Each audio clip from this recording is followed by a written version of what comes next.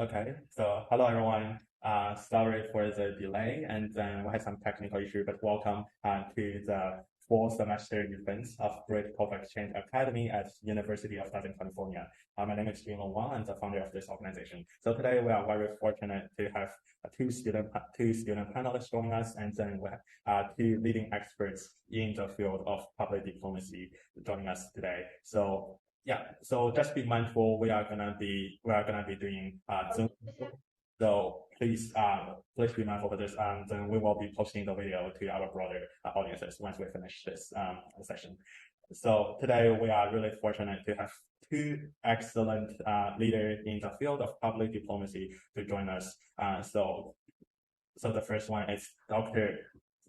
So we do have like Ambassador Quinn joining us. Dr. Kennedy Ambassador Quinn, he's a former U.S. ambassador to the Kingdom of Cambodia. Then he was the president of the World Food Prize Foundation since January 1st, 2000. Then that's after his amazing 30-year career as an American diplomat in the State Departments. And then I first met Ambassador Quinn through the Dr. Cheryl Miller. She was the president of Public Diplomacy Council of America. Then she introduced Ambassador Quinn's amazing journey with citizen diplomacy, especially between U.S.-China relation, U.S.-China and Palestine and Israel, this high conflict area. So it's really a pleasure to have you here, Ambassador Quinn. Ambassador Quinn is the strategic advisor for United States Holland-China Association, which is an organization focusing on promoting U.S.-China relations. Then we do have another leading expert in the field of public diplomacy, which is our faculty advisor of Great Cover Exchange Academy, Dr. Cole. Dr. Cole has been with us for a very long time, so we are always really grateful to have you on the panel with us. Dr. Cole is actually a very famous historian, so it proves the point, right? Public diplomacy is relevant to everybody around the world. You can be a professional diplomat, and then you can still be involved in public diplomacy and leading these industries. And Dr. Cole is the founding director of USC master degree of public diplomacy, which is one of the few master program dedicated to study public diplomacy. And Dr. Cole's book on public diplomacy has been translated. Oh. Yeah, has been translated in different languages, including Chinese. I don't know if it's in focus. Sorry. Yeah, and also Keenan do has a book on public diplomacy as well. So yeah. So yeah, this link is really valuable. There we go. That's it. Yeah, one of our students actually got this book in China, so he's on this call with you today. So yeah, proof that it is available. It's also available in Iran, but I'm not making $1 from that one. It was entirely pirated, but yeah. So, I don't mind as long as the ideas get out. That's what's important. Yeah, that's true. It's the idea that it's really worth spreading. So yeah, it's really valuable lesson to all of us. And at the same time, we do have like two really great students from USC joining us. So the first one, I would like to introduce Keenan Kong, and then he's our Bridge Public State Academy outreach director. So he has been doing volunteering with us for a long time, and then he's really interested in political science and international relations, citizen diplomacy, with his really diverse family backgrounds. So it's no wonder he's really interested in all of those areas. And then we have Yu Yang Tang or Anna joining us as well. So she's actually Professor Cole's students at the master program of public diplomacy at USC. So she finished her undergrad study in China. Then she did an exchange program with Columbia University. Then that's how she became very engaged in the field of international relations. And she fell in love with USC. Then she ended up attending USC public diplomacy program. And at the same time, Yu Yang is a co-president of UNICEF USC. So I do hope all of you are going to have a really fantastic journey. And right now, I would love to pass the mic to Dr. Cole, our moderator for today, to let us through this discussion. Thank you very much, Junlong, and it's a pleasure to be with you. I could make some general remarks about how I see public diplomacy as working, but I think I want to start off just by saying how important I feel public diplomacy is right now, and particularly the kind of public diplomacy that is based on mutual exchange. Because historically, public diplomacy has often been another word for showing off, with countries trying to show their best selves to the world. And I don't think that's what we need right now. I think now we need the elements of public diplomacy that have emphasized listening and have emphasized exchange. And I think one of the big problems that the world faces right now is that even though we're exposed to each other, we don't really know each other. And the knowledge that we have is not evenly distributed. And I'm particularly concerned that the United States knows so little of China, and that Americans know so little of China, whereas the reverse is not true. When I talk to students, you remember, Junlong, when we've had students introducing themselves from China, they can talk about so many American things that they know about, that they admire, that they see as important in their lives, but the American students can't reciprocate. And I think that's a dangerous situation for the world, because it's unsymmetrical, and we reflects a failure to learn. And of course, we need to learn about each other. And so that's why I welcome what you're trying to do with Bridge Cultural Exchange Academy. And I'm particularly glad that this evening we're going to be hearing from Ambassador Quinn, who has worked all his life to promote international understanding, and then to try and bring positive results for people out of that understanding, really in the most fundamental way, which is putting food on people's table. So if it's okay, Ken, if I could pass the floor to you and Sure. then moderate a discussion coming out of it. All right. It's lovely to have you. Yeah, thank you. Well, thank you. Thanks, Junlong, for inviting me. So nice to be here, engaging with students. I've not been to USC before, so this is my first virtual visit. I hope to come back and maybe visit in person sometime. I'm sitting in Des Moines, Iowa. We're 2 hours ahead of you, so it's a little bit after 9 o'clock here. A building you see behind me is the World Food Prize Dr. Norman Borlaug Hall of Laureates. It was the old public library building. My organization, the World Food Prize, which is sort of like the Nobel Prize for Food and Agriculture. We give a $250,000 prize every year to somebody who's made a credible breakthrough in in increasing the quality, quantity, and availability of food. And we took over this building and made it LEED Platinum, the highest level of energy efficiency possible, which is a big deal because this is a 19th century building, and installed art to tell many stories, including the stories of citizen diplomacy with Iowa figures and the Iowa individuals from Iowa who are through their individual citizen diplomacy efforts, if you will, have produced significant change. And I commissioned a number of paintings, and I have a couple of them that I think Junlong can put up on the screen. So Junlong, maybe you could put up image number 1. I hope this works. I'm not, you see how old I am. I'm not capable of doing anything like that myself. I disconnect. But when I take people through the building, I say, this is, nope, that's number, that one, no, there, nope. There we go, that one. So that is Khrushchev, Premier Khrushchev at the Garst farm. The man, he's holding up an ear of corn. The man next to him, his name is Roswell Garst. And in 1959, at the most dangerous moment in all human history, when the nuclear weapons in the Soviet Union and the US were poised to be fired. I was a junior in high school, and I remember this period very, very well. And Khrushchev was invited by the Des Moines Register and by Roswell Garst to come and visit his farm. And he shows up there, and Garst is showing him his corn. And Khrushchev's holding up the corn saying, why can't I have corn like that in the Soviet Union? And for the next 2 decades, and you can take the painting down now, and just go back to me if you can. But for the next 2 decades, Garst sent his nephew, whose name was John Crystal, back and forth to the Soviet Union with a sort of an informal, small A agricultural ambassador between America, although it didn't have anything to do with the federal government, and the Soviet Union. And they never discussed anything about nuclear weapons.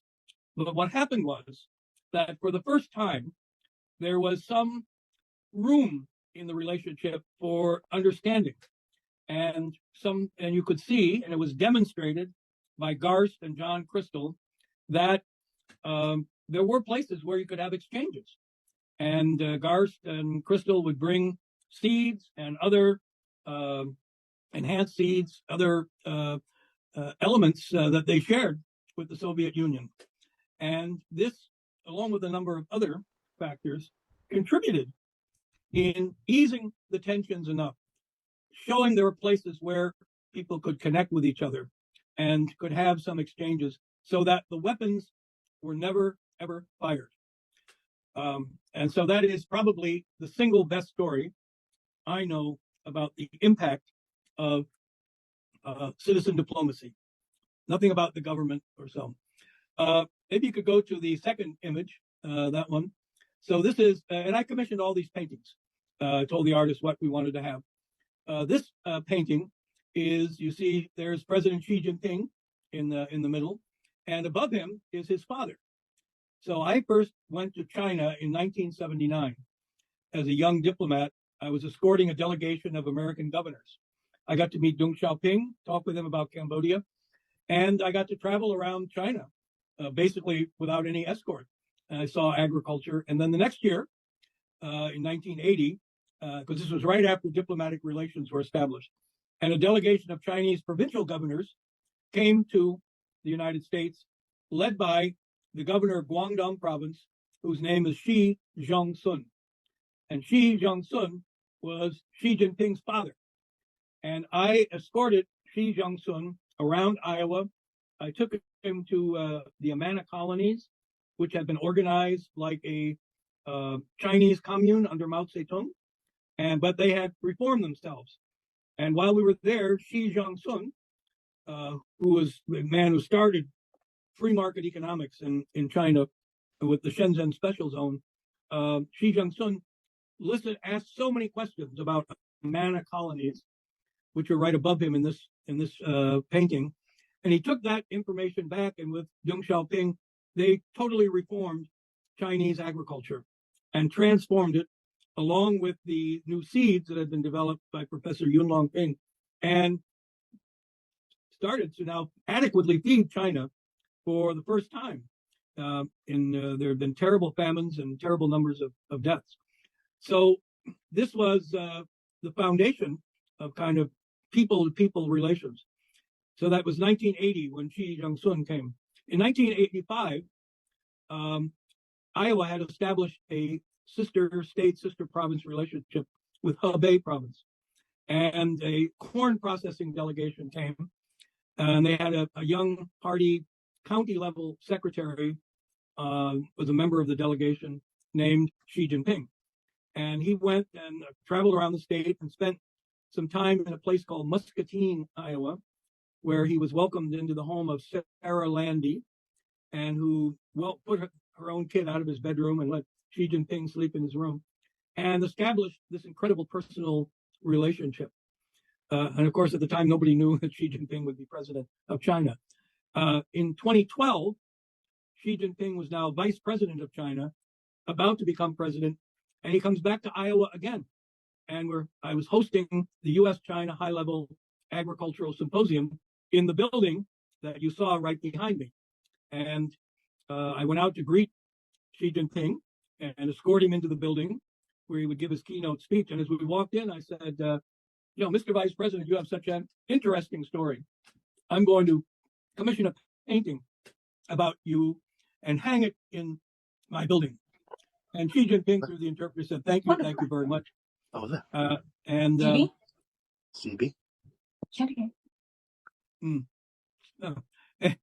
Anyway, Xi Jinping said, thank you very much. And I said, by the way, Mr. Vice President, I'm one of the few people who had, I just shook your hand, who also shook your father's hand when he visited Iowa in 1980, so 32 years earlier.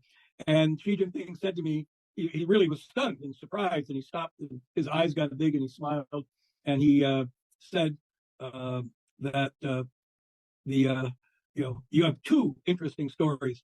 So if you can read Chinese, you'll see at the bottom of that painting, in Chinese characters, it says 2 interesting stories.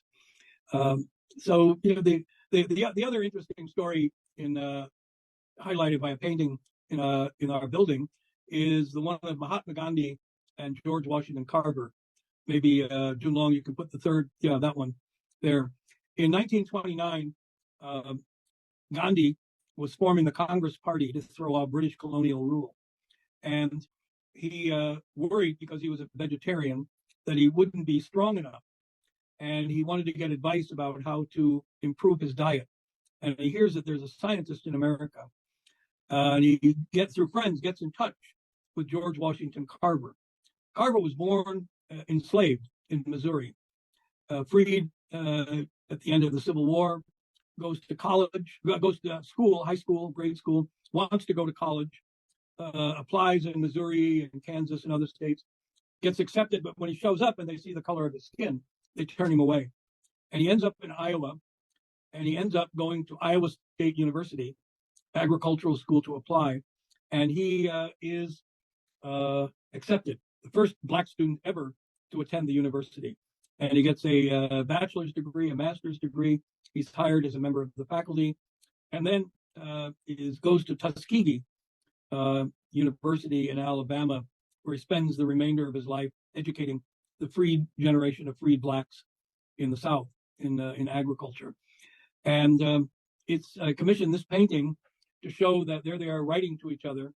They never met in real life, only exchanged letters, but it's a matter of some great pride that an individual who was a scientist only because of Iowa played a small, but maybe not insignificant role in more than 1 billion people today living in sovereignty and democracy. So those are some of the inspiring stories of citizen diplomacy that are told in my building and that are known by everyone in Iowa. The patron saint of citizen diplomacy is Norman Borlaug, who is the Nobel Peace Prize laureate, the father of the Green Revolution, who went to Mexico in the 1940s and 50s, introduced new miracle wheat, enabled them to become self-sufficient and become exporting. And then as India was facing imminent mass starvation, where hundreds of millions of people would starve to death because of the famine, Borlaug comes to India, convinces the government and farmers to change, to use his new miracle seeds, and this great loss of life is prevented. So Norman Borlaug's statue stands in Statuary Hall in Washington, D.C., put there by the state of Iowa, as he is the greatest hero that we have. So I think, Jun Long, we can shut off the paintings here so I can, oh, great. So those are, probably forgive me for going a little bit too long, but give you an idea. In Iowa, we think of ourselves as this is the capital, the national capital of citizen diplomacy. In the next month or so, there'll be a documentary, 1-hour documentary put together by Iowa Public Broadcasting entitled Citizen Diplomacy. And it's a subject that resonates. And this building, World Food Prize, and these stories that I just told you it's one of the very, very few places where Democrats and Republicans still come together. They come inside, they act cordially with each other out of their enormous respect for Dr. Borlaug, for George Washington Carver, for Herbert Hoover, for his role in taking food to feed Europe, working for a Democrat at the end of World War I, and for another Democrat at the end of World War II. And even when we put his statue in, I was appointed by the governor that put the statue, raised the money, choose the artist to put his statue in the U.S. Capitol. And it was installed on March 25th, 2014, which was the 100th anniversary of Norman Borlaug's birth. And 2 months later, I got an email from some people who had a biotechnology institute. And they said, we'd like to buy a copy of the statue of Dr. Borlaug and put it up on our campus. And is that possible? So I said, yeah, I think so. And I talked to the artist and he agreed. And I got back in touch with them. And so when I discovered that they were contacting me from the Agricultural Biotechnology Research Institute of Iran. So in Iran, they wanted to spend their money to buy a copy of a statue that's in the US Capitol and put it up on their campus in Karaj, right outside Tehran. So it ended up, to buy anything in Iran, you have to get a US Treasury license. They couldn't do that. But they said, we are having a one-day program just to honor Dr. Borlaug. He is a hero to us. And we would like you, meaning me, to come and give the keynote speech. So I called up my friend Bill Burns, he's the head of the CIA now. He was the deputy secretary of state. And I said, is there any problem going to Iran? He said, no. He said, you should get a license just in case, you don't want to be in trouble with the government. You can go. But so I got a treasury license saying I could go and spend money, like to buy something in the street. So, and my wife goes with me. She asked, to get a picture taken with her all covered for her visa. I thought they'll never get a visa, but they did. And we land there on August the 25th and, met at the airport, treated with incredible suspicion by all the people processing things. And then the next morning early, they take me to this research center, university. I meet with the dean, and sitting there is a mullah representing the Grand Ayatollah. And he's, giving me the evil eye. And, I said, where am I? My poor wife is, over here kind of hiding. And there were no women there, but they escorted me up into the room, and there's 400 Iranian scientists, academics, women are there, covered, but PhDs, and very proud of it. And the Minister of Agriculture is there. He gets up and gives a talk. People polite. And I get up then and start talking about Norman Borlaug and his innovations and about his dream that one day, using biotechnology, GMOs, he could develop a wheat that would be disease resistant. And so people would always be able to grow it and have enough food. And I said, he believes in biotechnology. You Iranians believe in biotechnology. I want you to send your best scientists to Des Moines, Iowa in 2 months to our World Food Prize Symposium. And they did. And I got him the visa, and he showed up and was, on the stage talking. And I said, just imagine that these American scientists, Iranian scientists, working together. What a great moment it would be if one Iranian and one American could walk in together to receive the $250,000 World Food Prize for this amazing innovation, this amazing breakthrough. And that everybody in the audience, there would be Buddhists and Hindus and Christians and Jews and animists and people and with no religion and all ethnicities together there. And when the Iranian and American would come up and would be applauded, and everybody would be standing and cheering together for them as they receive this prize for this breakthrough achievement. And and I quoted Elie Wiesel, the Holocaust survivor, Nobel laureate, who I had met in Oslo at the Nobel Prize, who had said once to a Christian congregation, said, people who can stand together and sing together and cheer together can live in peace together. And I said, just imagine an Iranian and American who are being honored in this way, and everybody would be standing and cheering and applauding. And I left it clearly understood and living in peace together. So I finished, and I didn't know what was going to happen. And suddenly, led by the mullah, the minister, every Iranian in the room, they all as one jumped up and gave me a standing ovation. And they were still standing and applauding as I walked off the stage. The mullah, who's an older guy, ran over to me and with both hands reaching out and shaking my hands and smiling on this. So I came away from that with the sense of this theme of peace through agriculture, that the answer to better relations between the US and China, countries in the world, maybe not in capitals in Washington or Beijing, but it may be in Des Moines, and finding ways to cooperate in agriculture, in feeding the world. So I talked too long. I apologize for that. But is there, compelling stories to me about how private citizens can make a difference? Maybe one last point. Ambassador Qin Gang, who don't know where he's gone and what's happened, but when he first came to the U.S. as a new ambassador, 2021, after he presented his credentials, his first public act of interacting with any American citizens was a 70-minute Zoom call with two people from Iowa, Sarah Landy, the woman who had been his host when he was 31 years old, and me. And the ambassador spent 70 minutes talking with two of us, two individuals who have no jobs, have no consequence, no influence. And he said, before I left, President Xi Jinping called me in and said, when I got there, that I had to call you, the two of you, and give you his personal regards, personal greeting, that of his wife.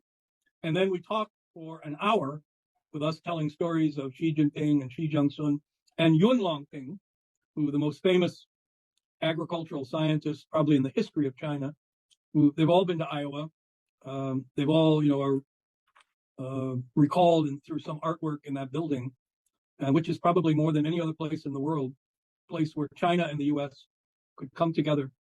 It's where Xi Jinping spoke. So, sorry, I'm going to stop. Stop. I'm not talking anymore. You should have cut off my mic. Well, thanks, Ken. Thanks, Ambassador. That's wonderful. And I think what you're presenting is just one example of how like-minded people can connect.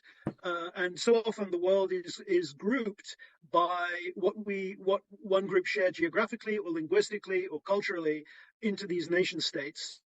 And the more we can connect across the grain, bridging between these sealed units of nation states, showing that they're not really that sealed. It's like these can be tethers on international behavior, and these can we keep things, to be honest, these can keep things sane. And you've presented a wonderful case for the power of agriculture as a shared interest. And I think Bridge Academy represents a different shared interest, a shared experience in being young, in being a student. And we know that wherever you are in the world, students have more in common with each other than they do with the older generation, with their parents or their professors. And to be able to explore that is a privilege, and I think a tremendous thing. But there are many, many of these categories of shared interest. It could be interest in particular cultural forms, either high culture, like classical music, or low culture, like comic books, or fun, popular movies. It could be sports. I know that people who love soccer are like a community on their own, with sometimes even with their own language. And one of the stories that always has most inspired me is that in Europe's darkest moment, which would be 1914, when the First World War was drawing to the end of its year, and the Christmas holiday came, that soldiers on opposing sides both decided spontaneously to recognize Christmas, to stop the war and play soccer with each other, and to share what they had with each other, which was alcoholic drink, which was songs, some of which had exactly the same tunes, and playing a sport together.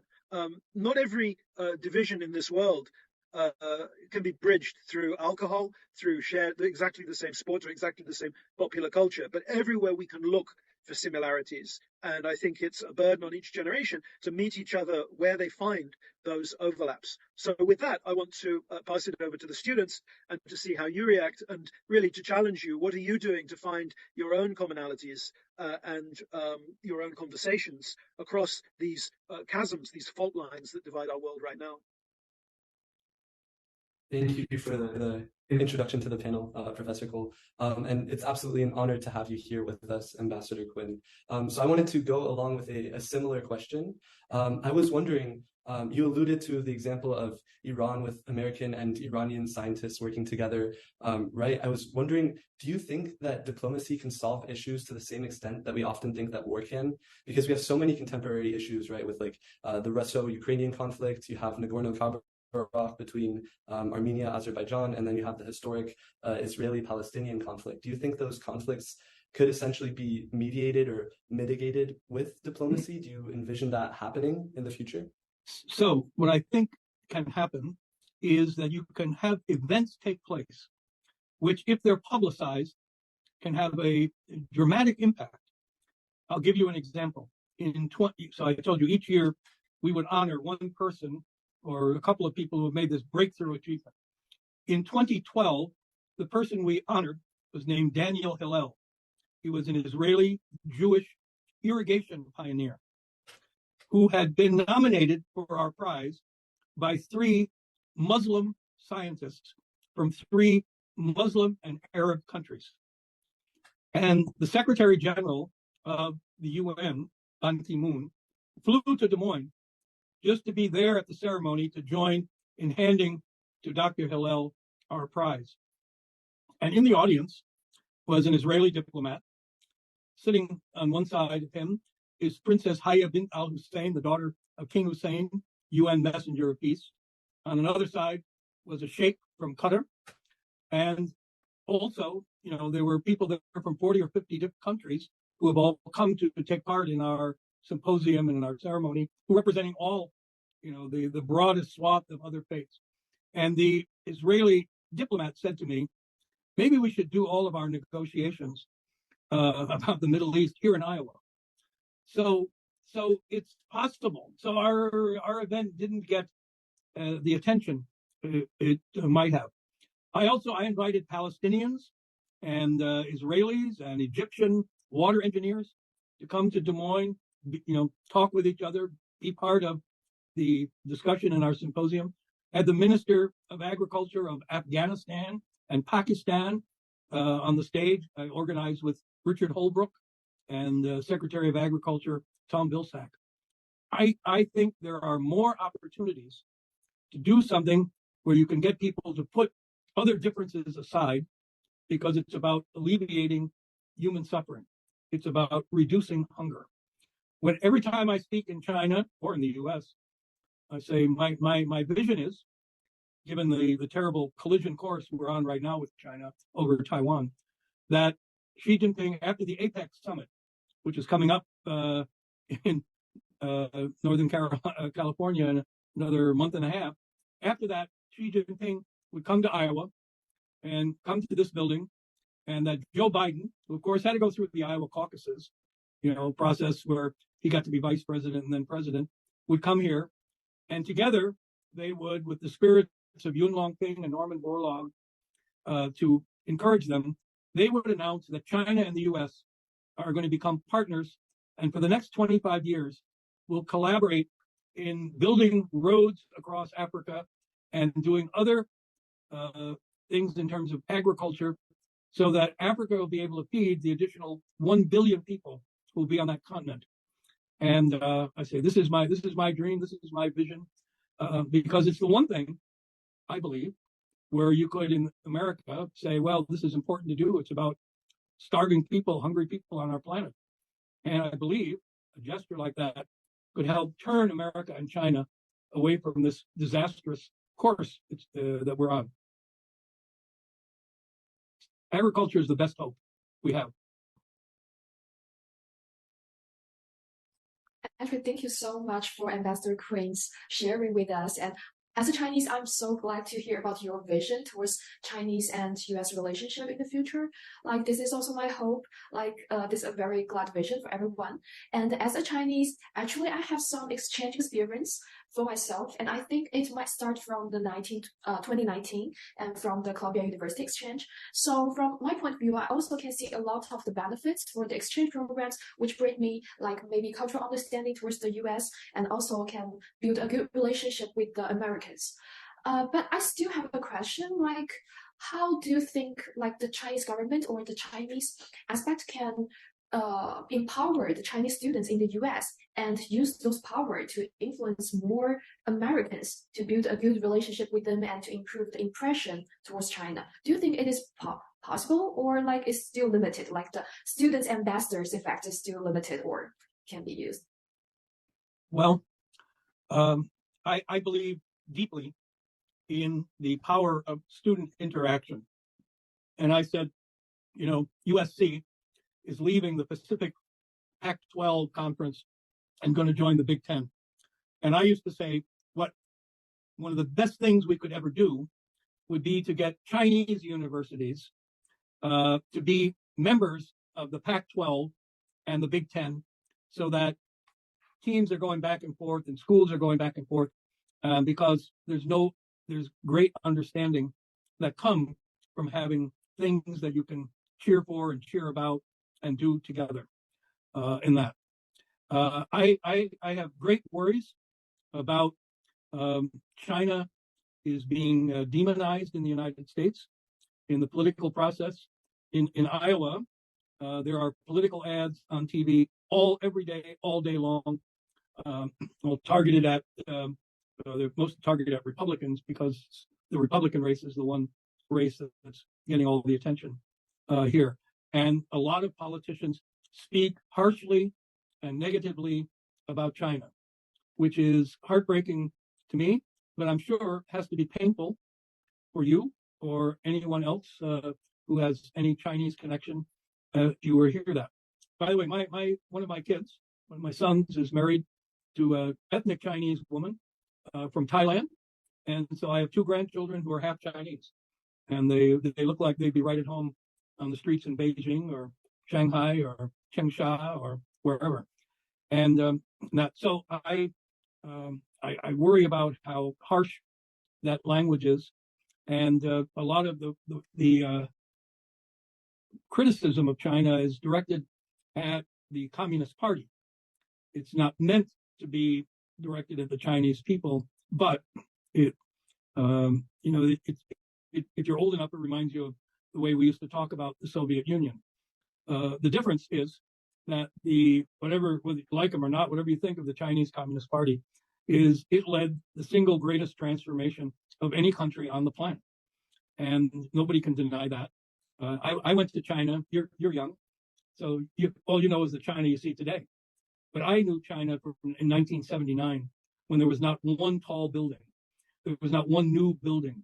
You could walk across the streets without looking, without being worried about being hit by a car. You might get hit by a bicycle, but and I am astonished at the incredible transformation of life, of how people dress, how they act, and China has done incredible things, going to space, having Mars rovers, and it's there. So students are the best chance we have of having good relations.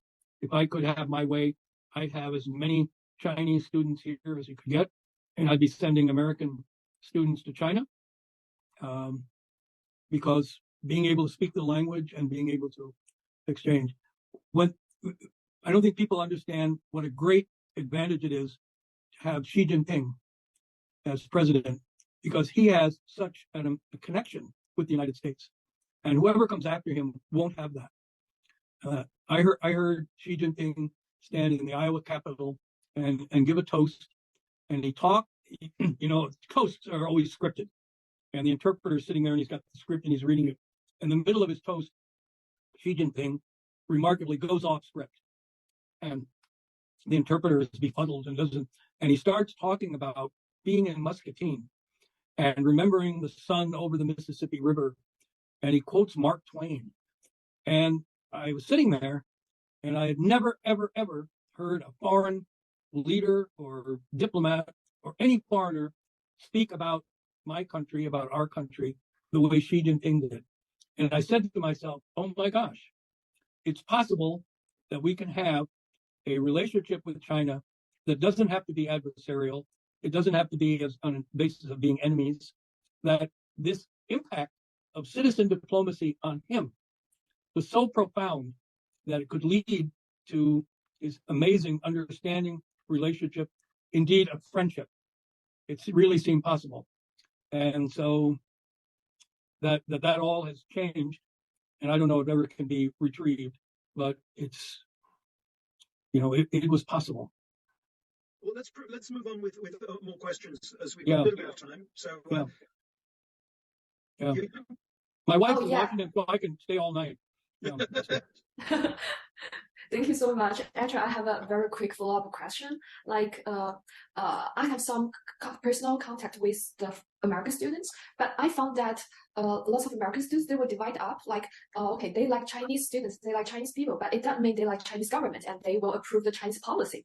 So, does the citizen diplomacy mainly will improve the cultural understanding and maybe the good relationship with people, but will those impacts also influence the policy making and also influence the governmental level? How can it work? I try to explain to Americans and say, you have to understand how that, and you correct me if this is wrong, but you have to understand that Chinese people are extremely, extremely proud of what their country has accomplished in terms of modernization, in terms of eliminating poverty, in terms of promoting economic development, and that you Americans who think about China need to understand that China has a history, a perception of being treated very badly by other international entities and other countries, and that they are now very proud to be strong and stand up and say, we have our place and we're not certainly going to be pushed around anymore, and we are going to reflect the strength of our country, and that Chinese people and citizens and others see their country going and developing even further and becoming greater in terms of what our country and our people will accomplish. And that if you are an American and you're a politician, and if you're critical of China, and so I'm just being critical of the government, is you have to understand that's perceived as you're being critical of the country and of the people because the government's been involved in all these achievements. So it's a tough sell, and a lot of Americans, they don't want to hear it. But that doesn't mean you stop trying. Does that make sense? Yeah. Thank you. Am I right in about that Chinese people are proud of what your country's accomplished? For sure. As a Chinese, I'm so proud of the development of my country. Yeah. And I also want to hope there will be a better relationship with China or other countries. Mm-hmm.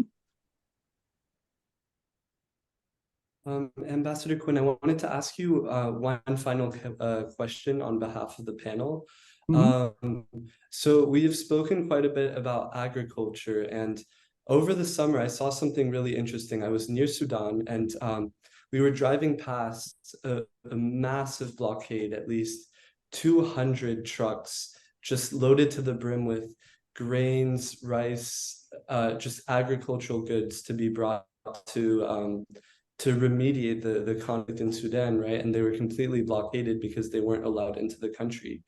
And I was wondering, with all of these issues right now with Ukraine and the grain shortage in many of the Middle Eastern countries and all that it's led to, how do you think that diplomacy could help with these issues? Or do you think diplomacy could be used as a way to perhaps lessen the damage of these grain issues? So the grain issues really demonstrate why it's essential to have peace if you're going to feed 9 to 10 billion people who will be here in by 2049 when China celebrates the 100th anniversary of the People's Republic of China. So diplomacy is critical, and I believe Cindy McCain now heads the World Food Program, and the World Food Program can be extremely, extremely influential. It's also important to work through African institutions, the African Union. There's a organization, the Alliance for a Green Revolution in Africa, which is headed by Agnes Kalibata, was originally formed by Kofi Annan, and the African Development Bank, headed by Dr. Akinwumi Adesina from Nigeria, who is also a World Food Prize laureate.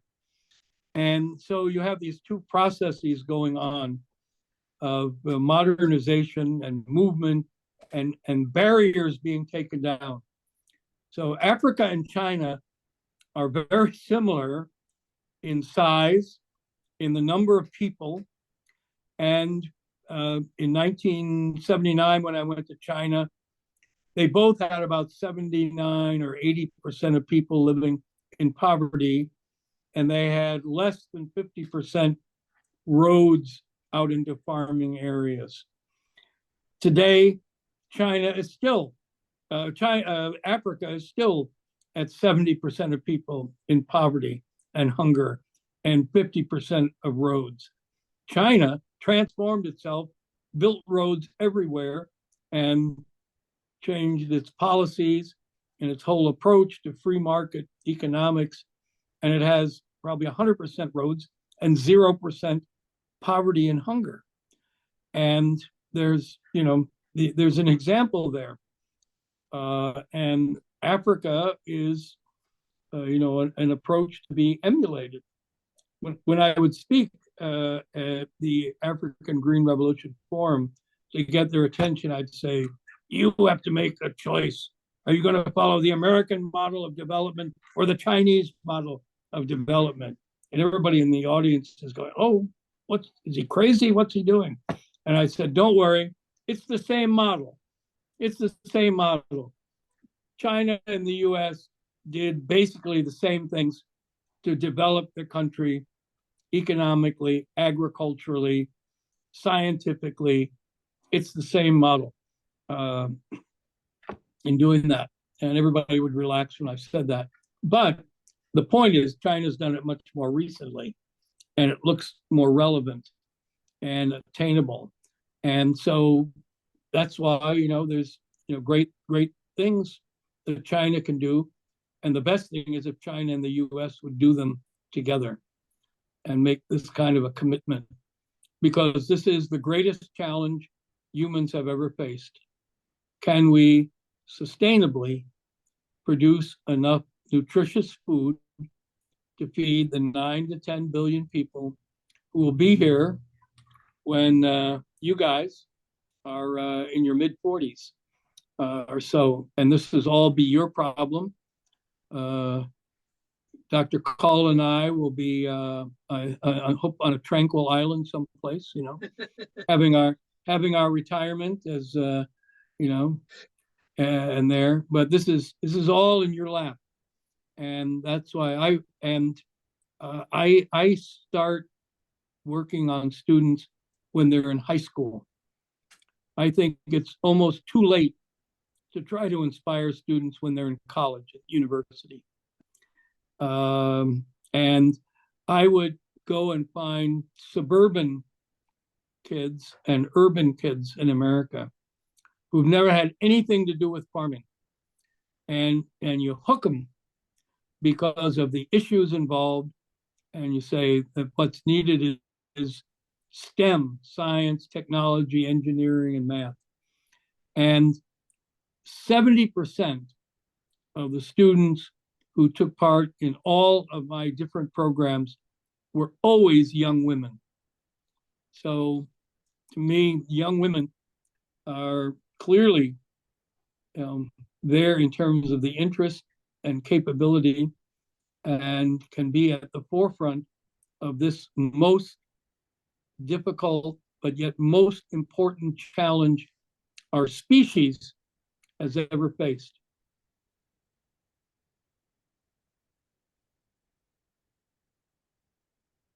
John Long, are we okay? I think that's a really good place to close things. Maybe we could forward messages to Ambassador Quinn if students have further questions.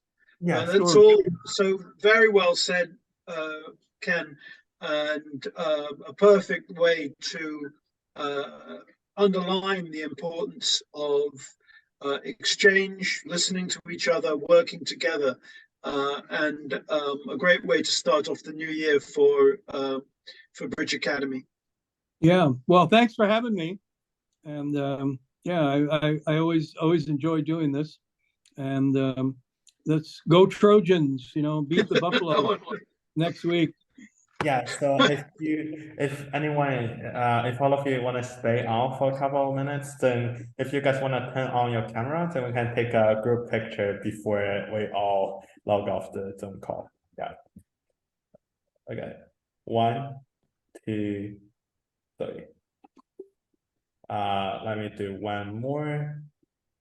Okay.